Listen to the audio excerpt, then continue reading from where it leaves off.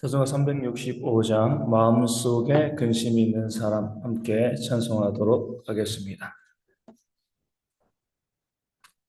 찬송가 365장입니다. 마음속에 근심이 있는 사람.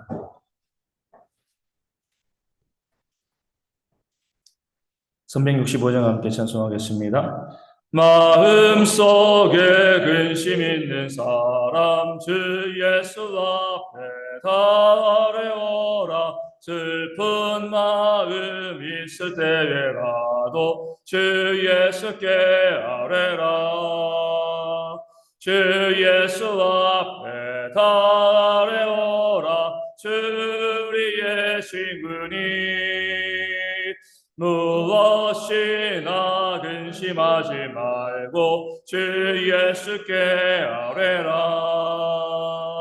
눈물 나며 기쁜 한숨 쉴 때 주 예수 앞에 달려오라. 은밀한 죄 내게 있더라도 주 예수께 아뢰라. 주 예수 앞에 달려오라. 주 우리의 친구니 무엇이나 근심하지 말고 주 예수께 아뢰라. 괴로움과 두려움 있을 때 주 예수 앞에 달려오라. 내일을 염려하지 말고 주 예수께 아뢰라. 주 예수 앞에 달려오라. 주 우리의 친구니 무엇이나 근심하지 말고 주 예수께 아뢰라. 죽음 앞에 겁을 내는 자여 주 예수 앞에 달려오라. 하늘나라 바라보는 자여 주 예수께 아뢰라. 주 예수 앞에 달려오라. 주 우리의 친구니 무엇이나 근심하지 말고 주 예수께 아뢰라. 아멘. 사도신경으로 우리의 신앙을 함께 고백합니다. 나는 전능하신 아버지 하나님 천지의 창조주를 믿습니다. 나는 그의 유일하신 아들 우리 주 예수 그리스도를 믿습니다. 그는 성령으로 잉태되어 동정녀 마리아에게서 나시고 본디오 빌라도에게 고난을 받아 십자가에 못 박혀 죽으시고 장사된 지 사흘 만에 죽은 자 가운데서 다시 살아나셨으며 하늘에 오르시어 전능하신 아버지 하나님 우편에 앉아 계시다가 거기로부터 살아있는 자와 죽은 자를 심판하러 오십니다. 나는 성령을 믿으며 거룩한 공교회와 성도의 교제와 죄를 용서받는 것과 몸의 부활과 영생을 믿습니다. 아멘. 예레미야 29장 1절에서 14절까지의 말씀입니다. 예레미야 29장 1절에서 14절까지 구약성경 1096면에 있습니다. 예레미야 29장 1절에서 14절까지의 말씀입니다. 자, 말씀을 읽어드리겠습니다. 선지자 예레미야가 예루살렘에서 이 같은 편지를 느부갓네살이 예루살렘에서 바벨론으로 끌고 간 포로 중 남아있는 장로들과 제사장들과 선지자들과 모든 백성에게 보냈는데 그때는 여고니아 왕과 왕후와 궁중 내시들과 유다와 예루살렘의 고관들과 기능공과 토공들이 예루살렘에서 떠난 후라. 유다의 왕 시드기야가 바벨론으로 보내어 바벨론의 왕 느부갓네살에게로 가게 한 사반의 아들 엘라사와 힐기야의 아들 그마랴 편으로 말하되 만군의 여호와 이스라엘의 하나님께서 예루살렘에서 바벨론으로 사로잡혀 가게 한 모든 포로에게 이와 같이 말씀하시니라. 너희는 집을 짓고 거기서 살며 텃밭을 만들고 그 열매를 먹으라. 아내를 맞이하여 자녀를 낳으며 너희 아들이 아내를 맞이하여 하며 너희 딸이 남편을 맞아 그들로 자녀를 낳게 하여 너희가 거기에서 번성하고 줄어들지 아니하게 하라. 너희는 내가 사로잡혀 가게 한 그 성읍의 평안을 구하고 그를 위하여 여호와께 기도하라. 이는 그 성읍이 평안함으로 너희도 평안할 것임이라. 만군의 여호와 이스라엘의 하나님께서 이와 같이 말씀하시니라. 너희 중에 있는 선지자들에게와 점장이에게 미혹되지 말며 너희가 꾼 꿈도 고지 듣고 믿지 말라. 내가 그들을 보내지 아니하였어도 그들이 내 이름으로 거짓을 예언함이라. 여호와의 말씀이니라. 여호와께서 이와 같이 말씀하시니라. 바벨론에서 70년이 차면 내가 너희를 돌보고 나의 선한 말을 너희에게 성취하여 너희를 이곳으로 돌아오게 하리라. 여호와의 말씀이니라. 너희를 향한 나의 생각을 내가 아나니 평안이요 재앙이 아니니라. 너희에게 미래와 희망을 주는 것이니라. 너희가 내게 부르짖으며 내게 와서 기도하면 내가 너희들의 기도를 들을 것이요 너희가 온 마음으로 나를 구하면 나를 찾을 것이요 나를 만나리라. 이것은 여호와의 말씀이니라. 나는 너희들을 만날 것이며 너희를 포로된 중에서 다시 돌아오게 하되 내가 쫓아보내었던 나라들과 모든 곳에서 모아 사로잡혀 떠났던 그곳으로 돌아오게 하리라. 이것은 여호와의 말씀이니라. 아멘. 오늘 말씀에는 가장 좋은 때를 준비하시는 그런 하나님의 모습을 우리 가운데 보여주고 있습니다.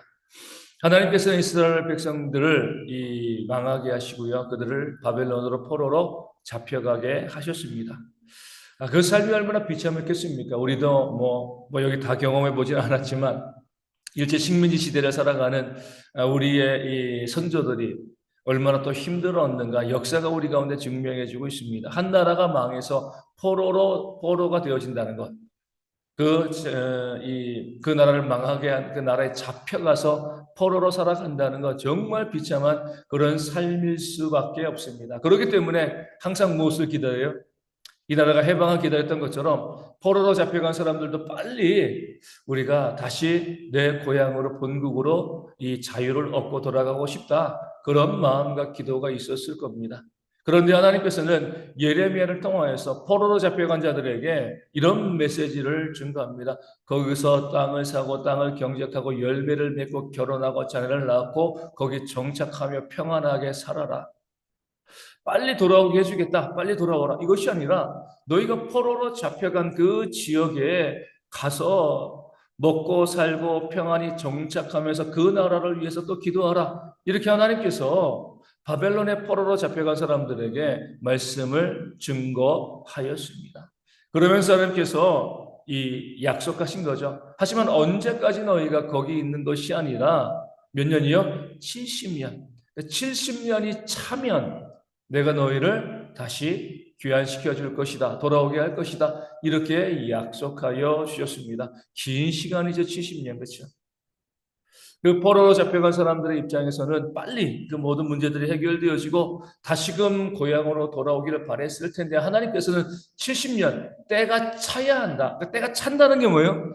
하나님이 계획한 때가 있다는 겁니다. 너희 마음 알지만 빨리 돌아가고 싶은 그 마음 알지만 내 때가 있다는 거예요. 하나님의 때, 하나님의 계획하신 그 때가 있기 때문에 그 때가 차야지만 너희가 다시금 고향으로 예루살렘으로 돌아갈 수 있을 것이다. 그 때가 차기 전까지 내가 그 때를 차게 하고 내가 역사할 테니까 그 전까지 너희는 뭐하고 있으라는 거죠? 그 안에서 평안히 살아라.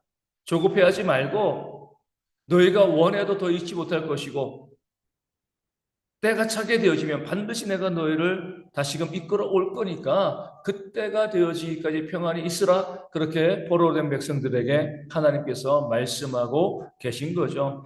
이것이 바로 하나님이 일하시는 모습입니다. 하나님의 때가 있는 거예요. 하나님의 계획이 있고요. 정하신 그 때가 있고요. 그 때가 있어야지 하나님께서 역사하시고요. 회복이 이루어지게 되어지는 겁니다. 다시 말씀드리지만 포로로 잡혀간 사람들의 입장에서는요. 빨리 되었으면 좋겠지만 하나님께서는 터 잡고 살아. 내 때가 되면 내가 알아서 그 일들을 이루어줄게. 그러니까 그 때에 대해서 너희가 신경 쓰지 말고 단지 기다리면서 준비하고 있어라. 이렇게 말씀하고 있는 거죠. 야곱의 가족이 애굽으로 내려가 뒤에 다시금 가나안 땅으로 돌아오기까지 무려 430년이 걸렸습니다. 엄청난 시간이죠. 왜 빨리 하나님께서 그들을 가나안 땅으로 집어넣지 아니하셨는가? 그 430년의 때가 차야지만 그들이 들어갈 수 있기 때문에 그렇습니다. 그렇게 출애굽하고 난 다음에도요, 광야에서 40년을 그들이 머물렀습니다. 뭐 좋은 휴양지가 아니잖아요. 광야, 거친 땅입니다. 하루도 지내기 힘든 땅이 광야인데 하나님께서는 그 광야에서 40년을 그들을 머물게 하시고 난 뒤에야 때가 참에 그들을 가나안 땅으로 들어가게 하셨습니다. 이것이 바로 하나님께서 일하시는 방식이 되어지는 거죠. 오늘 우리에게도 마찬가지입니다. 가장 좋은 때 하나님이 아시고요. 그때에 하나님의 역사를 이루시는 겁니다. 때로 우리가 이렇게 생각할 수 있습니다. 좀 천천히 이루어 주시면 좋겠습니다. 그래도 하나님께서 때가 되어지면요, 급하게 그 역사를 만들어 주시는 겁니다. 정반대로 빨리 이루어 주시면 좋겠습니다. 기대하지만 하나님 보시기에 그것이 우리 가운데 유익하지 아니하면 또 시간을 두시고요. 그 오랜 시간 뒤에 하나님의 역사를 이뤄 가시는 거죠. 중요한 것은요, 우리에게 가장 좋은 때에 하나님께서 일하시고 역사하신다는 것입니다. 그러므로 성도들은 그 하나님의 때가 있다. 하나님의 역사는 가장 좋은 때 우리 가운데, 나에게, 내 가정에, 이 교회 가운데, 이 나라 가운데 임할 것이다. 그 사실을 알고요. 늘 묵묵히 내 삶에서 감사하며 만족하며 찬양하며 그 삶을 살아가는 것이 우리의 지혜가 되어지는 겁니다. 내가 조급하게 먼저 움직이면 그것이 나에게 큰 어려움과 문제가 되어질 수 있는 거죠. 자주 말씀드리지만 그 다윗은요, 사울왕을 죽일 기회가 두 번이나 있었습니다. 부하들은 뭐라고 이야기해요? 지금이 하나님의 때입니다. 하나님께서 저 사울왕을 죽이라고 당신에게 보내주셨습니다. 근데 다윗은요, 그렇게 하지 아니했습니다. 비록 사울왕을 죽이지 않아서 더 고난과 힘들고 어려운 삶으로 자신이 빠질 것을 알았지만 그래도 하나님의 때가 있으니까 그때 하나님께서 나에게 기름 부어서 사울왕의 뒤를 이어서 이 땅의 왕이 되게 하나님께서 약속해 주셨으니까 하나님께서 이 일을 이루시지 않겠는가? 하나님께 때를 맡긴 거죠.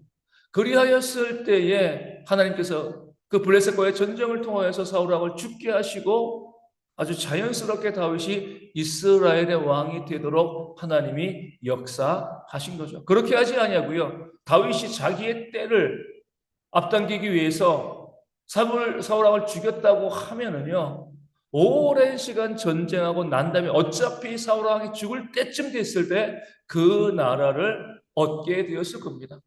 하지만 그때는요, 많은 원수들과 적들을 만들고 그 나라를 얻게 되어지는 그런 어리석음을 범하게 되어지는 거죠. 하나님의 때가 우리가 봤을 때 좀 늦는 것처럼 보이고 빨리 그 역사를 이루고 싶은 마음이 있어도요, 하나님의 때가 가장 정확하고요, 가장 좋은 때가 되어지는 줄로 믿습니다. 그 때를 바라보시면서 우리가 하나님께서 늘 우리 가운데 선한 일, 좋은 일을 이루신다 믿음을 가지고 늘 하루하루 감사하며 기도하며 찬송하며 살아가는 그런 모습이 우리 가운데 있어야 할 줄로 믿습니다. 오늘 말씀에서 우리가 주목해야 될 구절은요, 13절에 나오는 너희가 온 마음으로 나를 구하면 나를 찾을 것이요 나를 만나리라, 이 말씀이 되어집니다.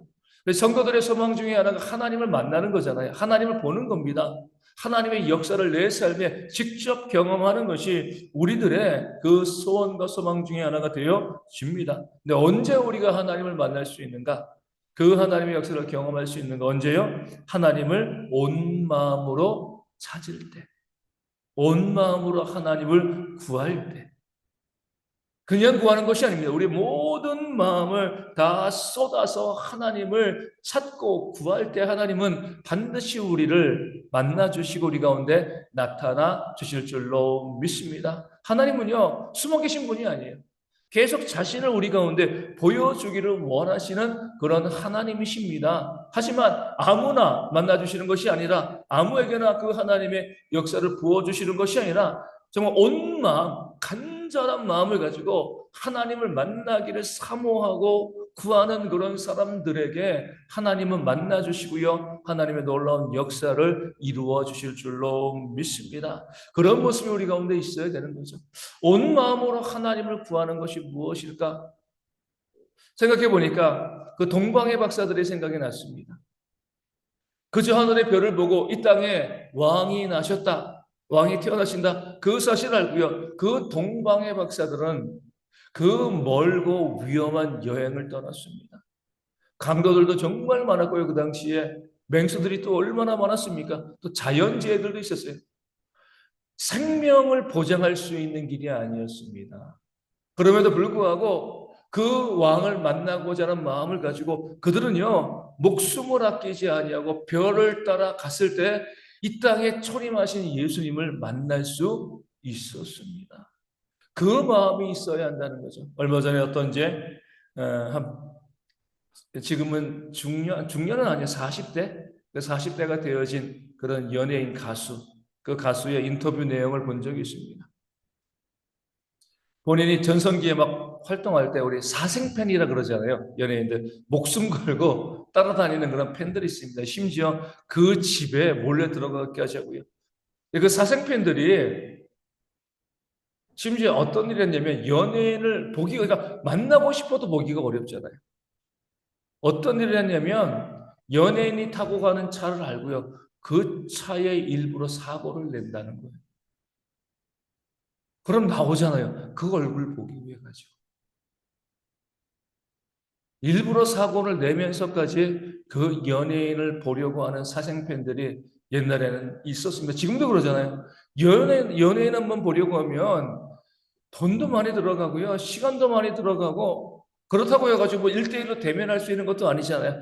콘서트나 뭐 어디 가가지고 그냥 멀리서 얼굴 보는데 그 얼굴 하나 보기 위해서요. 얼마나 그 팬들이 애쓰고 노력하는가 우리가 이제 너무나 잘 알고 있습니다.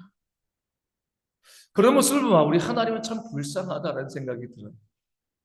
세상의 연예인을 만나기 위해서도 그렇게 목숨을 거는데 정말 그 연예인과 비교도 할 수 없는 그런 전능하신 창조주 하나님, 그 하나님을 만나기 위해서 우리는 온 마음을 구하고, 온 마음으로 구하고, 정말 쏟고 노력하고 있는가?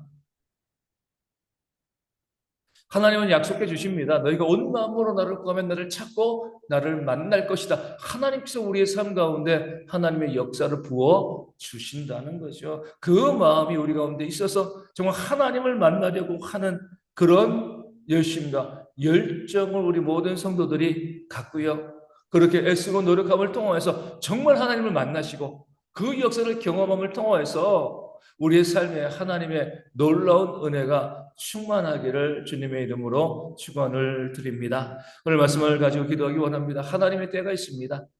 우리가 너무 조급해하지 아니하고요. 그 때를 기다리고 우리가 하나님께 모든 것을 내어 맡기면서 늘 평안함으로 살아가는 지혜가 우리 가운데 들어 기도하여 주시고 그리고 온 마음으로 정말 우리 모든 마음을 다해서 하나님을 찾고 구하는 그런 우리가 되어서 우리 모든 성도들이 밋밋한 신앙생활이 아니라 살아계신 하나님을 경험하고 그 하나님의 역사를 경험하며 우리 신앙생활을 해나가는 우리 모든 성도가 되어질 수 있도록 이하심에 함께 기도하도록 하겠습니다. 육신의 질병에 있는 분들의 회복을 위하여서 늘 기도하여 주시고요. 삶의 문제, 또 경제적인 어려움, 또 관계의 문제로 힘들어하시는 분들도 회복의 역사가 있도록 또한 기도하여 주시고요.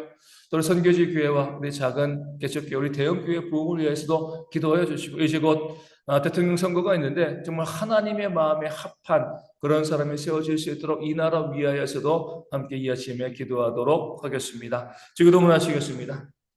하늘에 계신 우리 아버지, 아버지의 이름을 거룩하게 하시며 아버지의 나라가 오게 하시며 아버지의 뜻이 하늘에서와 같이 땅에서도 이루어지게 하소서. 오늘 우리에게 일용할 양식을 주시고 우리가 우리에게 잘못한 사람을 용서하여 준 것 같이 우리 죄를 용서하여 주시고 우리를 시험에 빠지지 않게 하시고 악에서 구하소서. 나라와 권능과 영광이 영원히 아버지의 것입니다. 아멘. 기도하겠습니다.